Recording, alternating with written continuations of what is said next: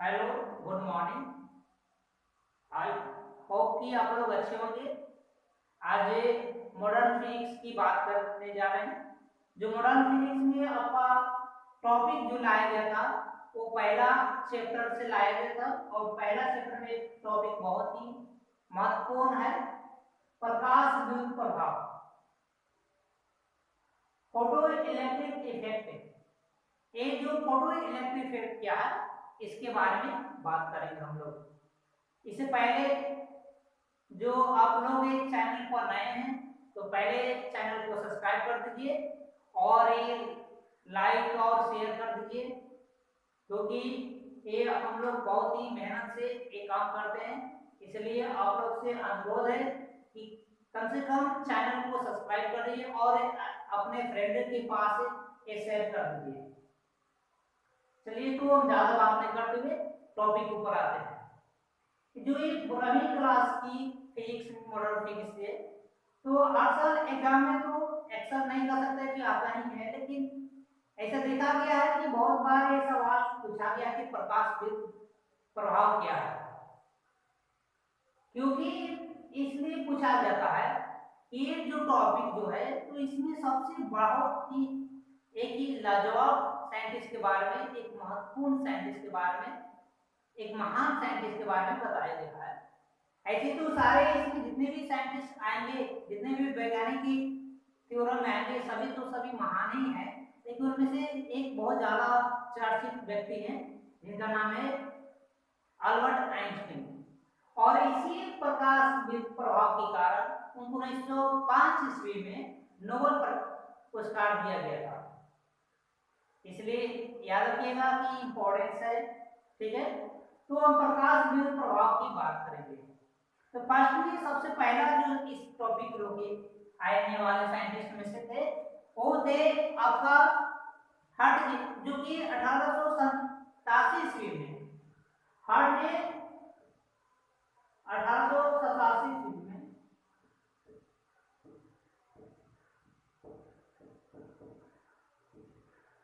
देखिए हर्ट्ज ने क्या किया था कि 1887 ईस्वी में एक प्रयोग के आधार पर प्रकाश विद्युत प्रभाव को समझाने की कोशिश कर रहे थे, बट पूरी तरह से नहीं समझा पाए थे। और उनके बाद नए साइंटिस्ट आए थे, लेकिन इन्होंने क्या कहा इसकी बात करते हैं। तो हर्ट्ज ने क्या बताया थे कि एक डिस्चार्ज ट्यूब लेना है। डिस्चार्ज ट्यूब का मतलब क्या है, अब इसको हिंदी में समझते हैं विसर्ग नली। तो विसर्ग नली क्या होता है कि कांच का सिलेंडर होता है, इस तरह का कुछ फिगर इस तरह का होता है, एक कांच का सिलेंडर होता है और इस कांच सिलेंडर में क्या करते हैं कि दो मेटल रॉड बिछा देते हैं इस तरह से, और इसको क्या करते हैं कि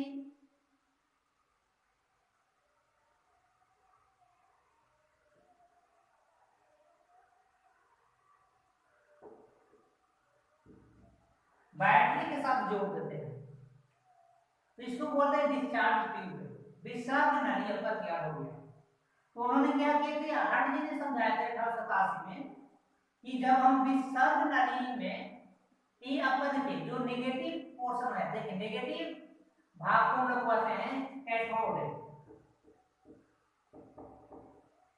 और ये पॉजिटिव है जिसको एनोड कहते हैं,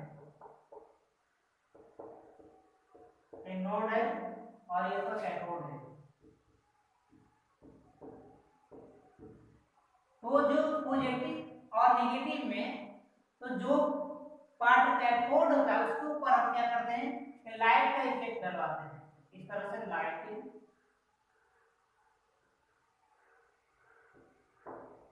पराबैंगनी किरण इस पर ऊपर डालते हैं। तो क्या होता है कि इस धातु से इलेक्ट्रॉन उत्सर्जित होते हैं। इलेक्ट्रॉन क्या होते हैं, उत्सर्जित होते हैं। इसी के बारे में 1887 में हर्ट्ज ने समझाया है, बट ज्यादा ना समझा पाए, और इस घटना को समझाने के लिए 1888 में एक नए साइंटिस्ट के रूप में 1888 ईस्वी में हलवास नाम के एक साइंटिस्ट ने समझाने की प्रेरणा की। उन्होंने क्या किया कि थोड़ा सा डिस्चार्ज ट्यूब को थोड़ा सा बदल दिए। उन्होंने क्या किया कि डिस्चार्ज ट्यूब जो लिए थे ऐसा, उन्होंने क्या किया कि अपने प्रयोग में एक डिस्चार्ज ट्यूब की जगह पर एक नए से डिस्चार्ज ट्यूब बनाए, जो इस तरह से डिस्चार्ज ट्यूब का था।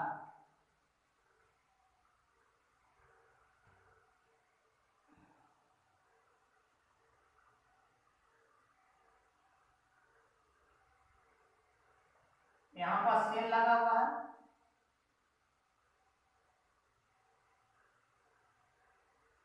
और यहाँ पर एमीटर लगा दिए, एक पॉजिटिव था एक पोर्शन निगेटिव, और यहाँ पर यूवी से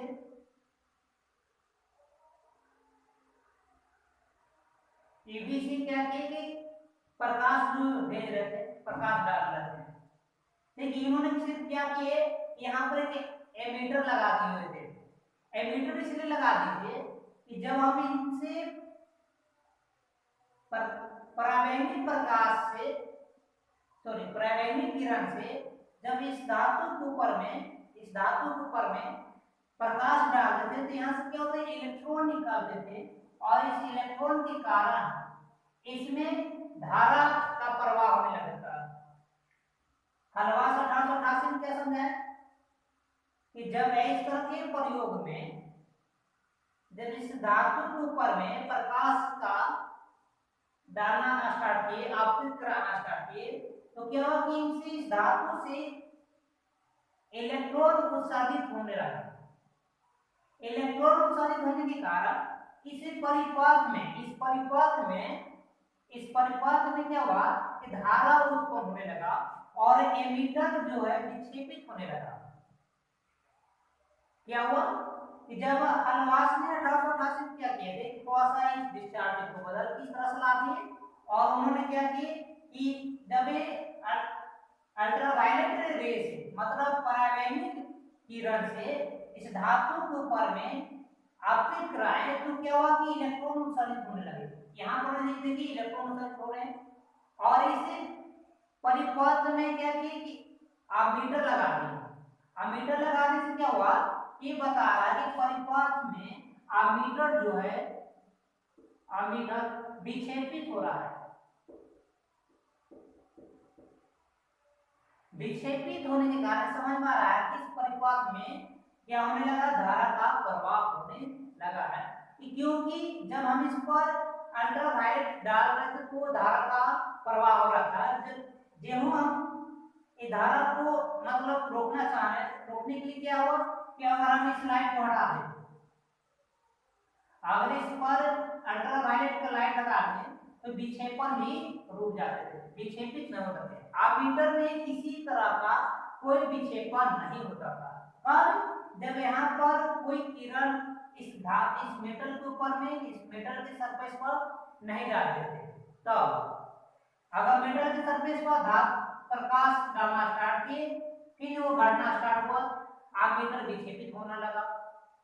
तो ऐसी कंडीशन को ही हलवास ने समझाया है कि इनसे इलेक्ट्रॉन जो है उत्सर्जित हो रहे हैं और इलेक्ट्रॉन के कारण जो विद्युत धारा हो रहा है ये फोटोन के कारण हो रहा है। फोटोन के मतलब होता है प्रकाश के कारण।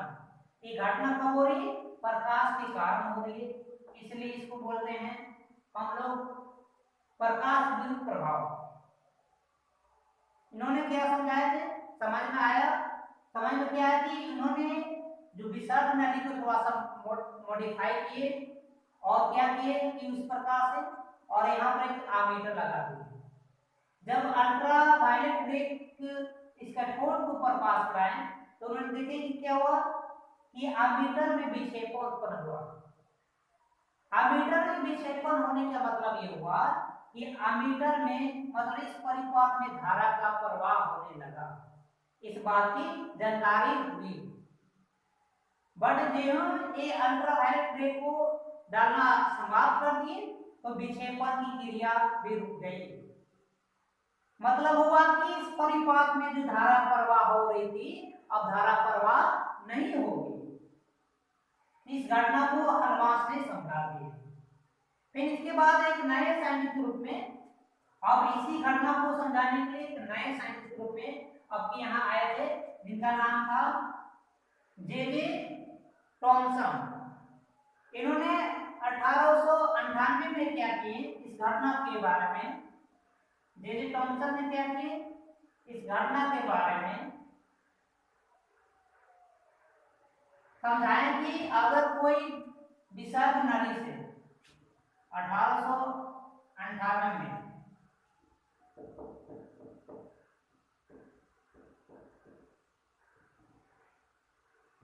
कि जब अगर कोई विसर्ग नली अगर लिया जाए, क्योंकि इन्होंने अपने प्रयोग में बहुत सारे क्योंकि डिस्कवरी ऑफ इलेक्ट्रॉन जब कर रहे थे तो इन्होंने इस विसर्ग नली का प्रयोग किए थे, इसलिए विसर्ग नली का ही सहायता से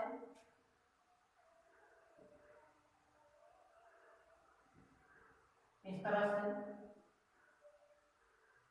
और क्या समझाए कि अगर विसर्ग नली में से क्या होता है कि ऋण आवेशित कण उत्सर्जित होते हैं, दैट मींस इलेक्ट्रॉन के बारे में उन्होंने समझा दिए कि इलेक्ट्रॉन भी उत्सर्जित होते हैं और इलेक्ट्रॉन ऋण जो है इलेक्ट्रॉन इधर की ओर एनोड की तरफ है, क्योंकि कैथोड पोर्शन है और ये एनोड है,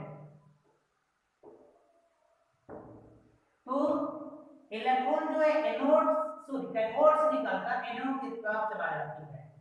तो इसी बात को 1898 में जे टॉमसन ने समझा दिया कि इलेक्ट्रॉन उत्सर्जित होते हैं जब भी किसी धातु पृष्ठ पर धारा का जब भी किसी धातु पृष्ठ पर प्रकाश यूवी प्रकाश डाले जाते हैं तो उसे इलेक्ट्रॉन मतलब ऋण आवेशित कण उत्सर्जित होते हैं। इसी बात को दूसरे अन्य वैज्ञानिकों ने इसी बात को समझाने की कोशिश की और इनमें से एक और साइंटिस्ट जो आपके सामने आने वाले थे, जिनका नाम था लेनार्ड नाम के साइंटिस्ट ने इसी बात को समझाया, कहें कि ये जो घटना जो है आपको कैथोड से एनोड की ओर धारा का प्रवाह होगा, लेकिन जब एनोड के ऊपर अगर हम डालेंगे ये लाइट को एनोड के ऊपर डालेंगे तो इसमें धारा का प्रवाह नहीं होगा, क्योंकि इलेक्ट्रॉन जो इलेक्ट्रॉन इधर आती है, लेकिन यहाँ पर क्या है देखिए एक इलेक्ट्रॉन यहाँ से तो निकलती है, इस धातु से भी निकालती है, लेकिन ये क्या करते हैं कि यहाँ पर कैथोड होने के लिए ये क्या है आपका कैथोड है। अब जानते हैं कि जब भी नेगेटिव और नेगेटिव एक दूसरे को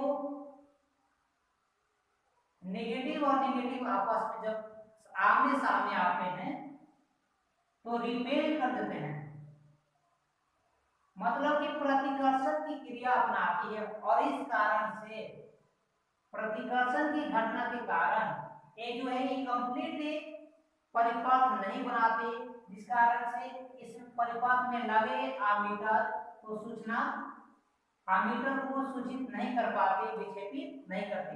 बट जब इसके ऊपर यहाँ पर डालते हैं रे को, यहाँ पर प्रकाश किरण डालते हैं तो ये आसानी से परिपथ बना लेते हैं और ये क्या करते हैं कि आमीटर को विक्षेपित करते हैं। लेनार्ड ने इसी बात को समझा दी। लेनार्ड ने क्या समझाया कि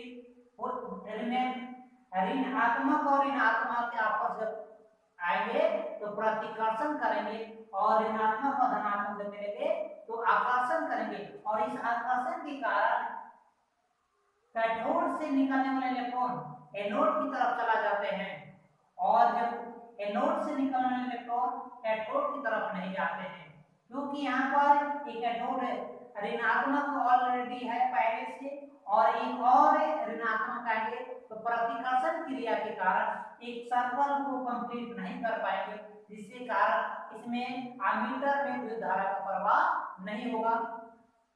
इस बात को लेनार्ड ने समझा दिए।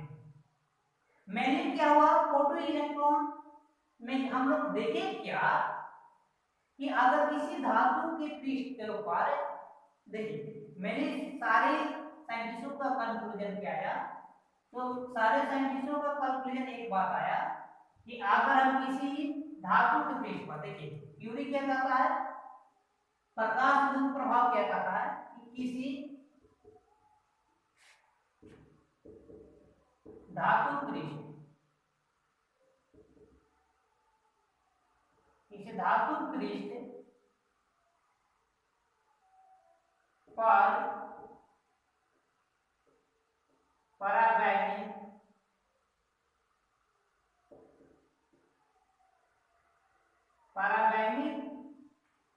विकिरण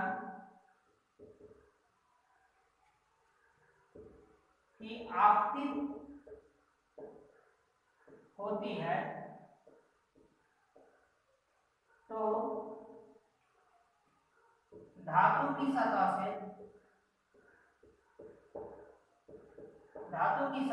से इलेक्ट्रॉन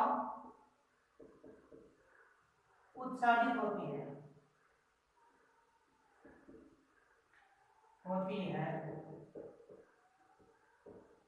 इस घटना को प्रकाश विद्युत प्रभाव कहा जाता है। तो ये घटना जो है प्रकाश विद्युत प्रभाव कहा जाता है। ये आपका कंप्लीट हो गया। किसी धातु पृष्ठ पर, देखिए कोई भी धातु पृष्ठ होगा कि अगर सतह पर परावैंगनी विकिरण की आपतित होती है, अगर परावैंगनी विकिरण मतलब इस धातु की सतह, देख समझिए कि धातु की सतह है, जब इसके ऊपर ये परावैंगनी किरण, ऐसे परावैंगनी किरण आएंगे तो इस धातु की सतह से क्या होगा कि इलेक्ट्रॉन उत्सर्जित होंगे, और इस इलेक्ट्रॉन उत्सर्जित होने की जो घटना होगी ये आपको क्या कहलाएंगे, प्रकाश विद्युत प्रभाव के नाम से जानते हैं। अब इसी बात को अलग और दो साइंटिस्टों ने अलग अलग फार्मूला देकर समीकरण बनाकर और समझाए हैं, जो कि अगले क्लास में इस बात को हम लोग समझेंगे। आज की क्लास